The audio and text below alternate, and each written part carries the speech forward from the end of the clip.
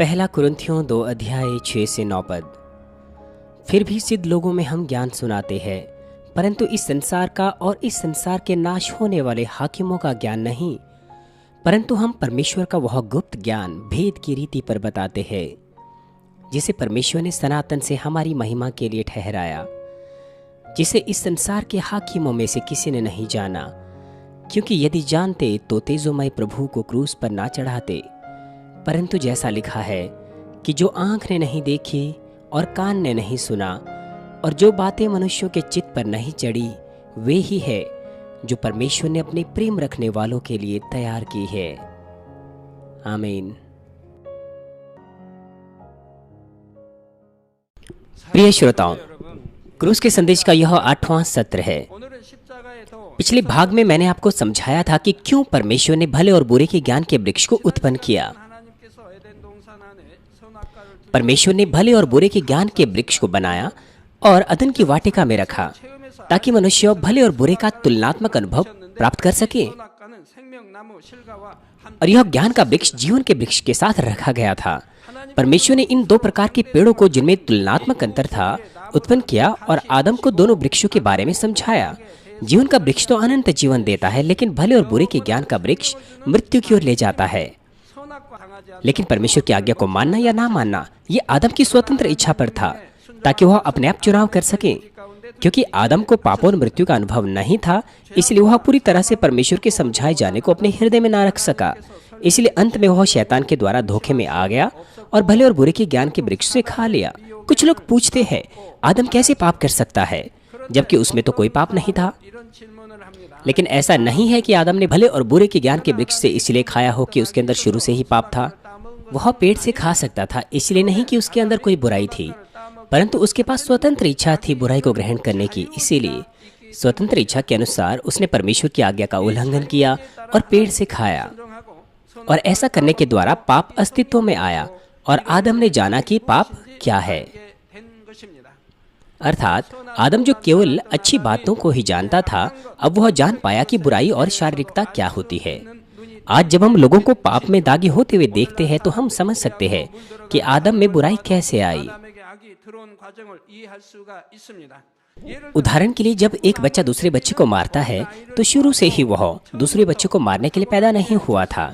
लेकिन जब तक कि दूसरों को मारना उसने अपनी आदत न बना दिया, तो उसे ग्रहण करने की एक प्रक्रिया होती है। सबसे पहले वह किसी दूसरे व्यक्ति को मारते हुए देखता है, फिर वह उस व्यक्ति का अनुसरण करता है, और जब वह स्वयं दूसरे बच्चे को मारता है, तो जिसे मारा गया वो रोने लगता है और उसे लगता है कि ये तो बड़ी मजेदार बात है, इसलिए वह फिर से दोहराता है। यदि वह उसे दोहराता रहे तो वह उसकी पूरी तरह से आदत बन जाती है, और अब वह फिर आदत के साथ दूसरे बच्चे को मारता है। शराब पीने के साथ भी ऐसा ही है। हालांकि शराब से आपके शरीर को कोई लाभ नहीं पहुंचता, लेकिन अगर आप एक बार पीते हैं तो फिर आप 2 बार पीते हैं, और उसके बाद आप एक ऐसे स्तर पर भी पहुंच सकते हैं जहां आप अपने आप को नियंत्रण न कर सकें, और उसके बहुत से दुष्प्रभाव भी पड़ते हैं। और उनके साथ भी ऐसा ही है जो बुरी बातें बोलते हैं, और झूठ बोलने वाले के साथ भी ऐसा ही है। यदि आप 1 या 2 बार झूठ बोलते हैं और धोखा देते हैं दूसरों को, हो सकता है आपको मजेदार लगे, उसके बाद फिर से अपने लाभ के लिए आप झूठ बोलते हैं, फिर वो आपकी आदत बनती है, फिर आप एहसास तक नहीं कर पाते कि आप झूठ बोल रहे हैं। इसलिए यदि आपसे पूछता है कि आप झूठ मत बोलिए, तो आप वापस पूछते हैं कि मैंने कब झूठ बोला। प्रिय श्रोताओं, मनुष्यों का शाप के प्रलोभन को ग्रहण कर भले और बुरे के ज्ञान के वृक्ष से खाने का परिणाम क्या हुआ? जैसा कि परमेश्वर ने कहा था, तुम निश्चय मर जाओगे, उन्हें मृत्यु का सामना करना पड़ा, अर्थात उनकी आत्मा मर चुकी थी। इसलिए परमेश्वर के साथ उनका संपर्क टूट चुका था और वे शत्रु, दुष्ट और शैतान के गुलाम बन चुके थे। रोमियो 6 अध्याय 16 पद कहता है, क्या तुम नहीं जानते कि किसी की आज्ञा मानने के लिए तुम अपने आप को दासों के समान सौंप देते हो? तो जिसकी आज्ञा मानते हो उसी के दास बन जाते हो, चाहे पाप के जिसका परिणाम मृत्यु है, चाहे आज्ञाकारिता के जिसका परिणाम धार्मिकता है। चाहे पाप के जिसका परिणाम मृत्यु। यदि आप पाप की आज्ञा मानते हैं, तो आप शत्रु दुष्ट की आज्ञा का पालन करते हैं, जो कि पाप का शासक है। इसलिए उसका परिणाम मृत्यु है, जो कि नरक है। या चाहे आज्ञाकारिता के जिसका परिणाम धार्मिकता है। यदि हम परमेश्वर और प्रभु की आज्ञा माने, तो अंत में हम धार्मिकता को पहुंचेंगे और पवित्र बन जाएंगे। धार्मिकता को पहुंचकर हम स्वर्ग के अनंत जीवन को प्राप्त करते हैं। जैसा कि कहा गया, आदम ने पाप की आज्ञा को माना और इसलिए वह शत्रु दुष्ट का दास बन गया, जो कि अंधकार की शक्ति का शासक है। ऐसा करके आदम ने अपना सारा अधिकार शत्रु दुष्ट को सौंप दिया। उत्पत्ति 1 अध्याय 28 पद कहता है, परमेश्वर ने उन्हें आशीष दी और उनसे कहा, फलों फूलों और पृथ्वी में भर जाओ और उसे अपने वश में कर लो, और पृथ्वी की मछलियां तथा आकाश के पक्षियों और पृथ्वी पर चलने फिरने वाले प्रत्येक जीव जंतु पर अधिकार रखो। जैसा कि कहा गया, पहले मनुष्य आदम के पास सब वस्तुओं को वश में करने का अधिकार था, लेकिन क्योंकि आदम शत्रु दुष्ट का दास बन चुका था, इसीलिए सृष्टि का स्वामी होने के अधिकार और महिमा शत्रु दुष्ट को सौंप दिए गए थे। हम इस सत्य को लूका 4 अध्याय 6 में पा सकते हैं। शैतान ने यीशु से कहा, जब वह उसे संसार के राज्य को दिखा रहा था, यह सारा अधिकार और इसका वैभव मैं तुझे दूंगा, क्योंकि यह मुझे दिया गया है और मैं इसे जिसे चाहूं उसे देता हूं। परमेश्वर ने यह अधिकार आराम से शैतान को नहीं दिया था, लेकिन किसी और ने इसे शैतान को सौंप दिया था। मान लीजिए आपने यह किताब मुझे दी है, अब ये मेरी है। मैं जिसे चाहूं उसे दे सकता हूं, क्योंकि अब ये मेरी है। इसलिए यहाँ लिखा है, क्योंकि यह मुझे दिया है और मैं जिसे चाहूं उसे देता हूं। शैतान ऐसा कहकर यीशु की परीक्षा कर रहा था कि यदि यीशु उसके सामने दंडवत करे तो वह अपना सारा अधिकार यीशु को दे देगा। शैतान के पास आरंभ से ये सब अधिकार नहीं था इस संसार पर राज्य करने का और वैभव का, लेकिन ये उसे किसी के द्वारा दिया गया, अर्थात आदम के द्वारा ये उसे सौंप दिया गया था। परमेश्वर ने ये अधिकार आदम को दिया था और आदम ने इसे शैतान को दे दिया। शत्रु दुष्ट, जिसने सारी सृष्टि को वश में करने का अधिकार पा लिया था, मानव जाति को अधिक से अधिक पापों और बुराइयों से दागे बना दिया, क्योंकि वे आदम की आज्ञा उल्लंघन करने के द्वारा पाप के दास बन चुके थे। जैसे जैसे पीढ़ियां गुजरती गई, मनुष्यों का हृदय ज्यादा से ज्यादा बुरा होता चला गया और संसार ज्यादा से ज्यादा पापों से भर गया। उनके लिए जो पाप में ऐसे रहते हैं, शत्रु दुष्ट गरीबी, विपदाएं, आंसू, दुख और दर्द लाता है और अंत में उन्हें नरक की ओर ले जाता है, अनंत काल की मृत्यु के लिए। जैसे जैसे समय बीत रहा है, संसार अधिक से अधिक पापों से भरता जा रहा है। प्रिय भाइयों बहनों, अब मनुष्य को क्या करना चाहिए? क्या उन्हें शत्रु दुष्ट का जीवन भर दास बनकर रहना पड़ेगा और अंत में नरक में जाना पड़ेगा?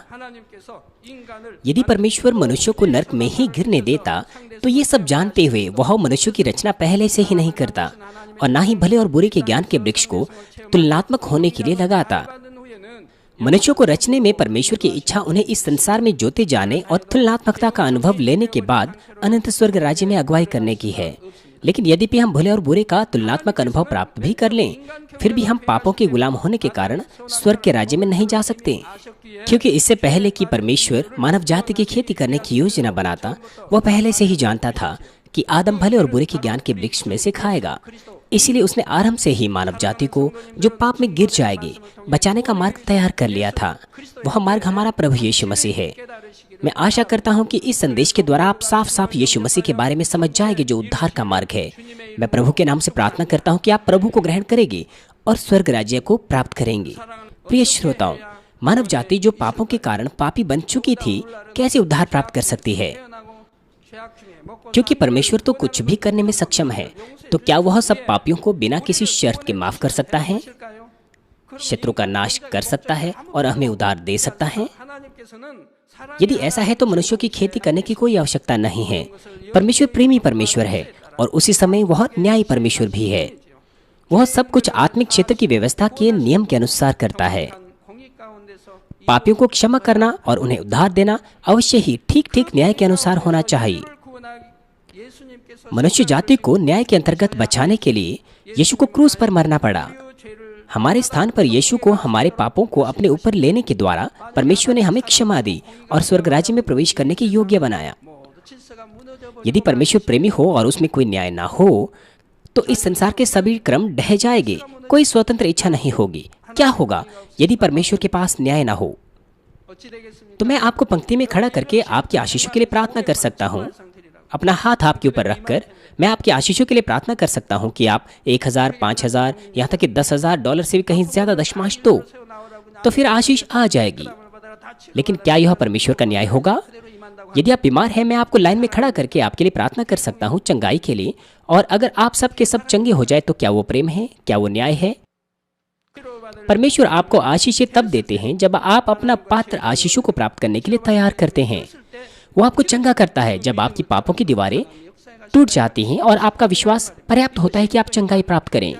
और फिर जब आप प्रार्थनाएं ग्रहण करते हैं अपने विश्वास के अनुसार, परमेश्वर आपके लिए कार्य करता है। वो न्याय है। और ये मनुष्य खेती भी है। यदि आप जैसा चाहे वैसे आशीषें प्राप्त करें और आप केवल प्रार्थना के द्वारा चंगे हो जाएं, तो इसका अर्थ ये हुआ कि कोई न्याय है ही नहीं।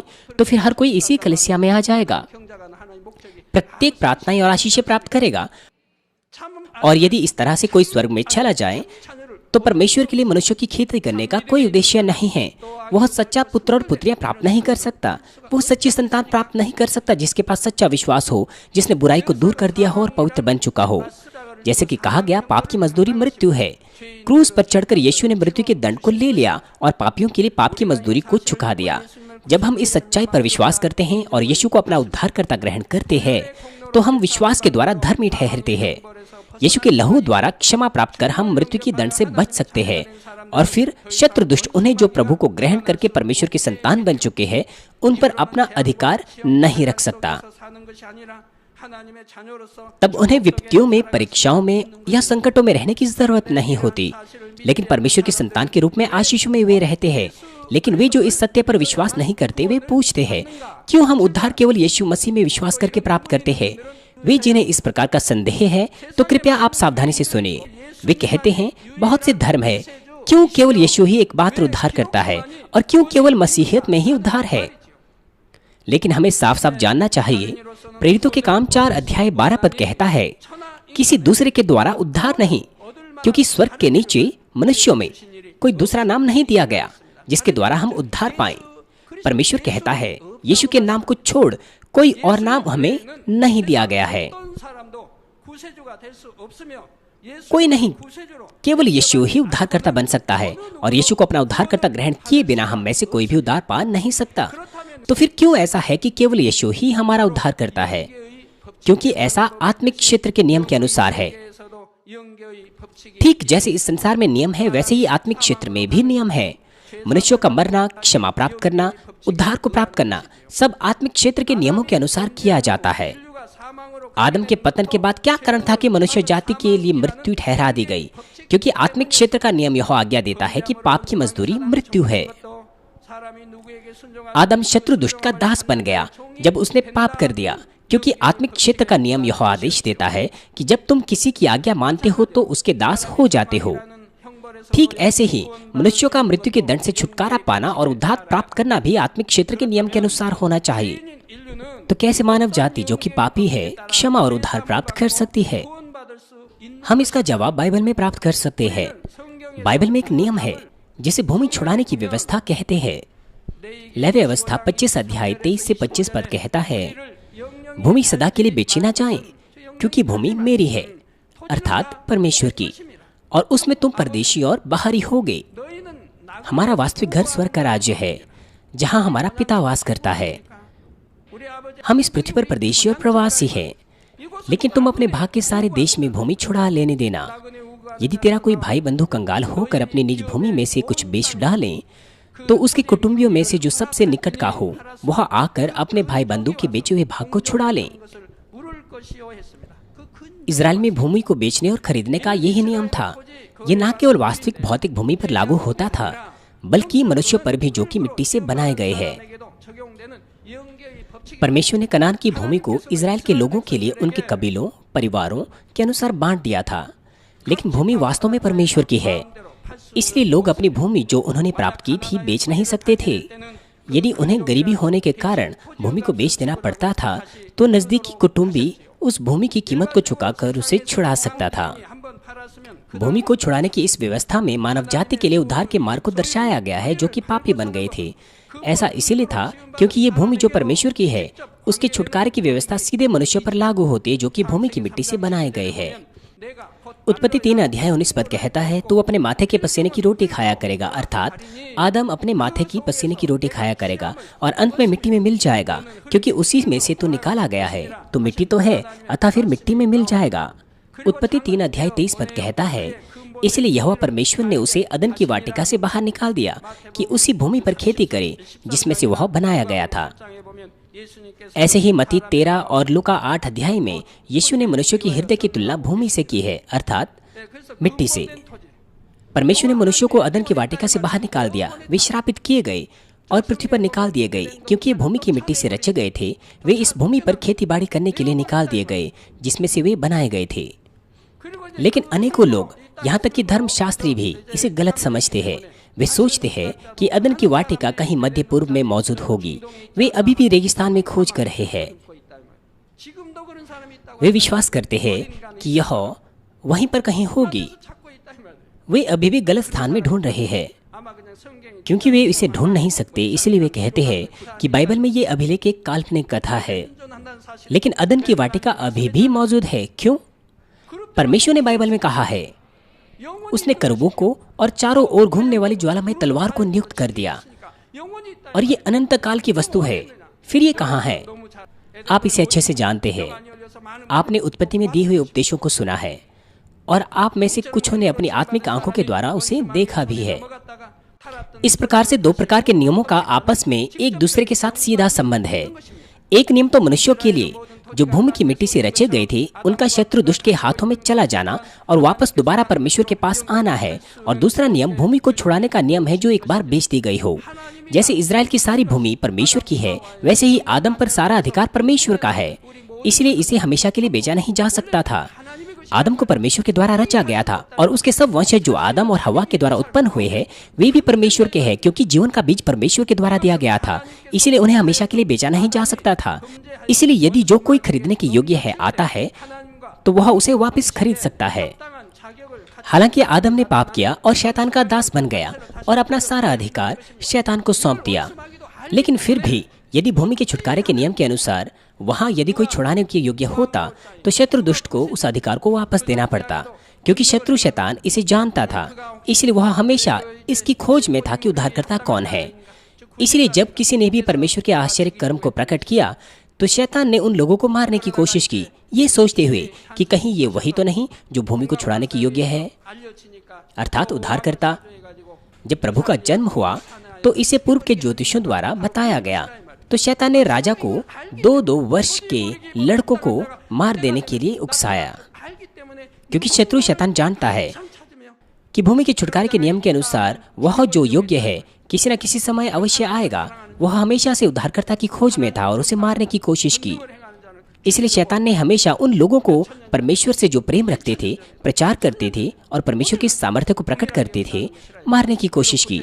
2000 साल पहले और आज भी यह ऐसा ही है। हालांकि उद्धारकर्ता आ चुका है, लेकिन लोगों को उद्धार प्राप्त करने से रोकने के लिए शैतान हमेशा परमेश्वर के लोगों को मारने की कोशिश करता रहा है। यहाँ किस बात की जरूरत है? एक ऐसे व्यक्ति की जो आदम के जीवन को छुड़ाने की योग्य हो, क्योंकि आदम का जीवन उसके पापों की कीमत के निमित्त बिक चुका था। वह व्यक्ति मानव जाति का उद्धारकर्ता बन सकता है। परमेश्वर जिसने सच्ची संतान प्राप्त करने के लिए मानव जाति की खेती की योजना बनाई, उसने उद्धारकर्ता की भी योजना बनाई जो आदम को छुटकारा देगा, क्योंकि वो जानता था कि आदम भले और बुरे के ज्ञान के वृक्ष में से खाएगा और वहाँ एक व्यक्ति को उद्धारकर्ता के रूप में होना पड़ेगा। परमेश्वर ने एक व्यक्ति को तैयार किया जो योग्य था। वो हमारा प्रभु यीशु मसीह है।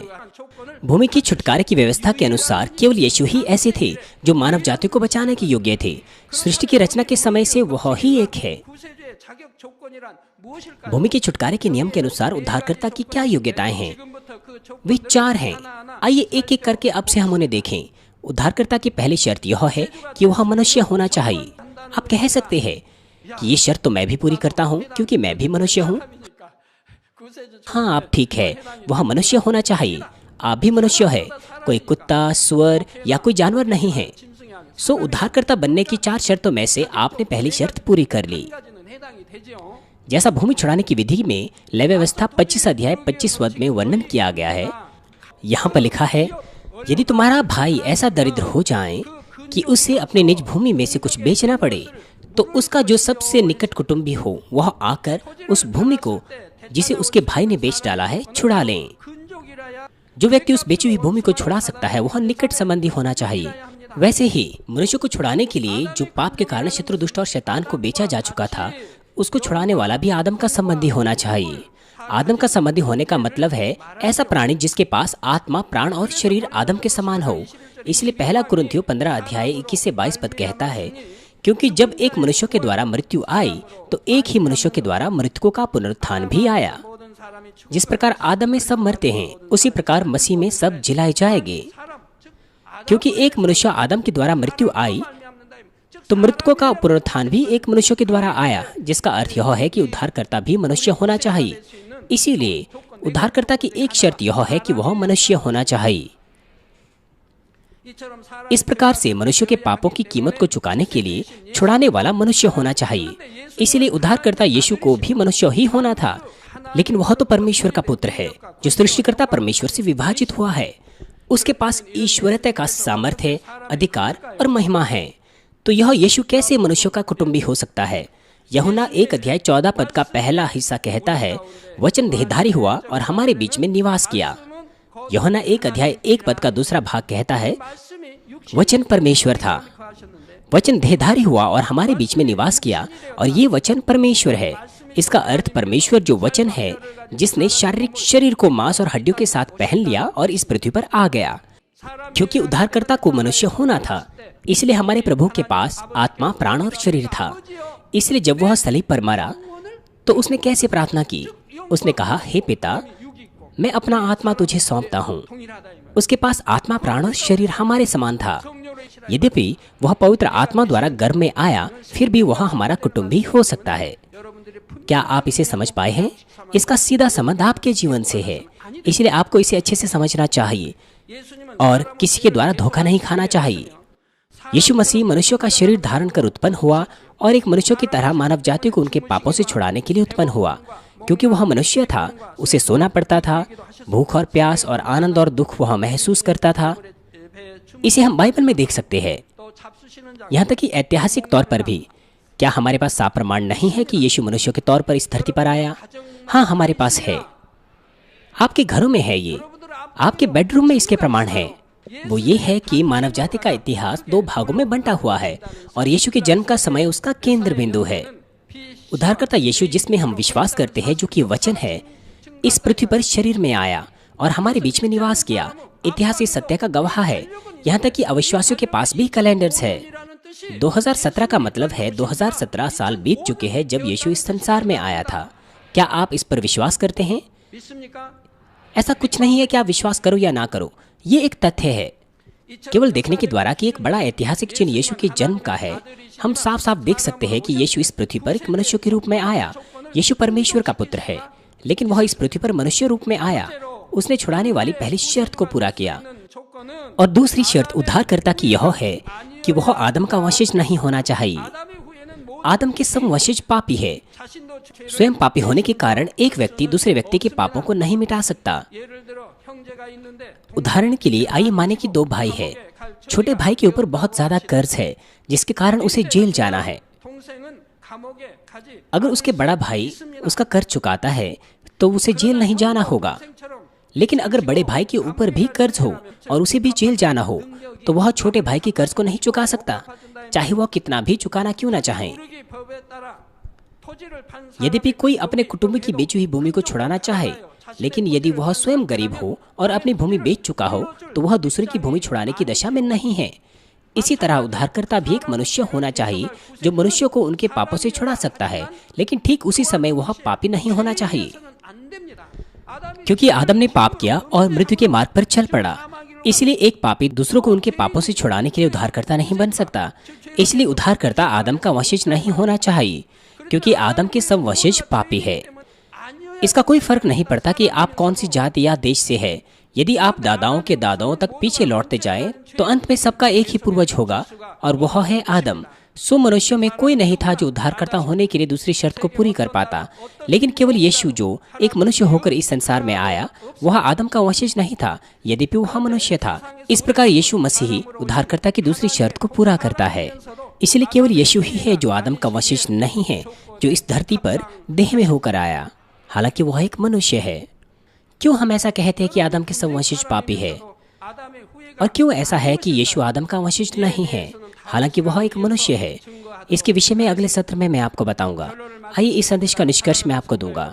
भूमि के छुटकारे के नियम के अनुसार केवल यीशु के पास ही उद्धारकर्ता बनने की योग्यताएं हैं। मैं आशा करता हूं कि आप एहसास करेंगे कि क्यों यीशु मसीह ही उद्धार करता है, आने वाले और आज के संदेश के द्वारा। न केवल जब आप अंगीकार करते कि प्रभु मैं विश्वास करता हूं, लेकिन जब आप वास्तव में समझते हैं और विश्वास करते हैं कि क्यों केवल यीशु ही उद्धार करता है, तब आप वास्तव में आत्मिक विश्वास प्राप्त कर सकते हैं।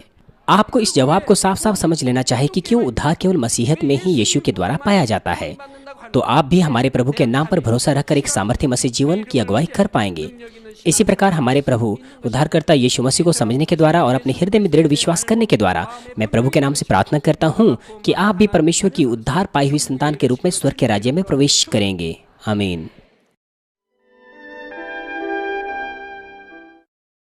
할렐루야. 전능하신 사랑의 아버지 하나님, 이 시간 기도받는 전 세계 하나님의 자녀들과 GCN 시청자들에게 시공간을 초월하여 친히 안수하여 주옵소서. 믿어지는 믿음을 주옵시고 모든 부정적인 생각과 의심의 세력을 물리쳐 주시옵소서. 예수 그리스도의 이름으로 명하노니 모든 질병, 균, 연약함아 물러가라. 모든 유행성 질병, 불치병, 난치병과 풍토병, 신종 질병들도 모든 암과 에이즈, 백혈병, 뇌졸중, 심근경색을 비롯한 심장병, 폐병, 위장병, 각종 부인병, 고혈압, 저혈압, 당뇨, 피부병, 화상과 모든 염증, 사고, 후유증, 감기, 몸살, 독감, 말라리아, 갑상선 질환도 깨끗함을 받을지니라. 관절염, 디스크도 온전함을 입으며 요통, 두통, 신경통을 비롯한 모든 통증은 사라질지어다. 간질, 자폐증, 우울증, 노이로제 등 모든 정신질환도 물러가라.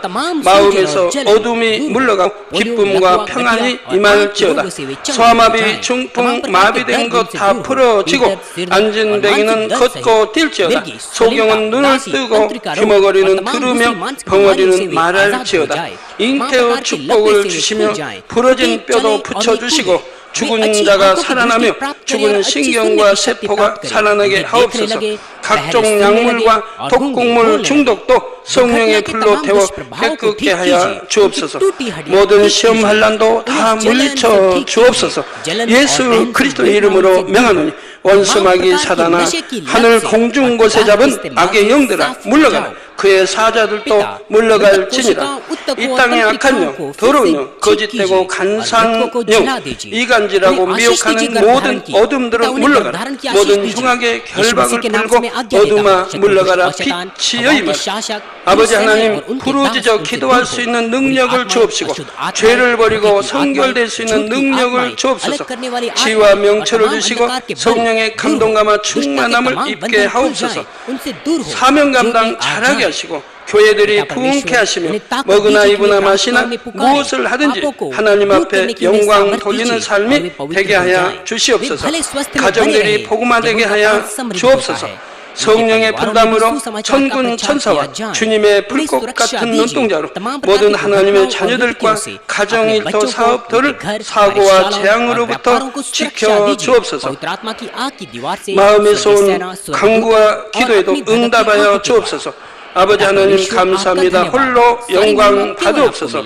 우리 주 예수 그리스도의 이름으로 기도하옵나이다. 아멘.